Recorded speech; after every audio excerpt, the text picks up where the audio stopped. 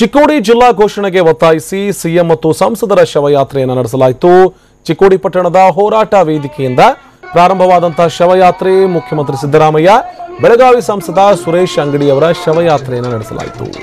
ಚಿಕ್ಕೋಡಿ ಪಟ್ಟಣದ ಪ್ರಮುಖ ಬೀದಿಗಳಲ್ಲಿ ಶವಯಾತ್ರೆಯನ್ನು ನಡೆಸಿ ಸಿಎಂ ಸಿದ್ದರಾಮಯ್ಯ, ಸಂಸದ ಸುರೇಶ್ ಅಂಗಡಿ ಅವರ ಶವಯಾತ್ರೆಯನ್ನ ಮಾಡಲಾಯಿತು. ಚಿಕ್ಕೋಡಿ ಜಿಲ್ಲಾ ಘೋಷಣೆಗೆ ಒತ್ತಾಯಿಸಿ ಈ ಆಕ್ರೋಶವನ್ನು ವ್ಯಕ್ತಪಡಿಸಲಾಯಿತು. ಇನ್ನು ಚಿಕ್ಕೋಡಿ ಪ್ರತ್ಯೇಕ ಜಿಲ್ಲೆಗೆ ಸಂಬಂಧಪಟ್ಟ ಹಾಗೆ ಸಿಎಂ ವಿಳಂಬ ನೀತಿಯನ್ನು ಅನುಸರಿಸ್ತಾ ಇದ್ದಾರೆ. ಸಂಸದ ಅಂಗಡಿ ಇದಕ್ಕೆ ವಿರೋಧವನ್ನು ವ್ಯಕ್ತಪಡಿಸ್ತಾ ಇದ್ದಾರೆ ಎನ್ನುವಂಥದ್ದನ್ನ ಆಗ್ರಹಿಸಿ ಆಕ್ರೋಶವನ್ನು ವ್ಯಕ್ತಪಡಿಸಿ ಇದೀಗ ಸಿಎಂ ಸಿದ್ದರಾಮಯ್ಯ ಮತ್ತೆ ಸಂಸದ ಸುರೇಶ್ ಅಂಗಡಿಯವರ ಶವಯಾತ್ರೆಯನ್ನು ನಡೆಸಲಾಯಿತು. ನಗರದ ಪ್ರಮುಖ ಬೀದಿಗಳಲ್ಲಿ ಮೆರವಣಿಗೆಯನ್ನು ನಡೆಸುವ ಮೂಲಕ ಅಣಕು ಶವಯಾತ್ರೆಯನ್ನು ನಡೆಸಲಾಯಿತು.